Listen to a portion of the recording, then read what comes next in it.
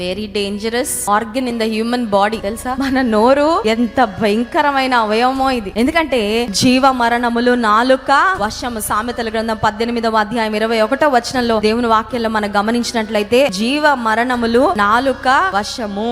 నీ నోటిలోనే ఉంది అంతా. తెలుసా, దాని యందు ప్రీతి గలవారు దాని ఫలమును. ఏ ఫలం తింటారంటే నోటి నుండి వచ్చే మాటల ఫలం అంట. అర్థమవుతుందండి. చెట్టు వేస్తే ఆ చెట్టు నుండి వచ్చే ఫలాలు మన పెరట్లోనో మన గార్డెన్ లోనో ఉంటే అవి కాయలు వచ్చినప్పుడు పండ్లు వచ్చినప్పుడు మనం భుజిస్తాం. మన జీవితంలో ఏ ఫలం అనుభవిస్తామంటే మన నోటి మాటల యొక్క ఫలము అనుభవిస్తాం. చాలా సార్లు వ్యర్థమైన మాటలు మాట్లాడాలనే శోధన వస్తుంది. తెలుసా, ఈ నోటిని అదుపులో పెట్టుకోవడం చాలా కష్టం అండి. చాలా సార్లు అనిస్తే పోతుంది కదా, మాట్లాడేస్తే అయిపోతుంది కదా.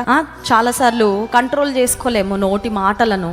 మెజారిటీ ఎట్లా వెళ్తా ఉన్నారో ఫ్లోలో పడే వెళ్ళిపోవాలనుకుంటారు చాలా మంది. ఫ్లోలో కొట్టుకుపోదాం అందరూ అలా చెప్తున్నారు కదండి. ఓకే అండి.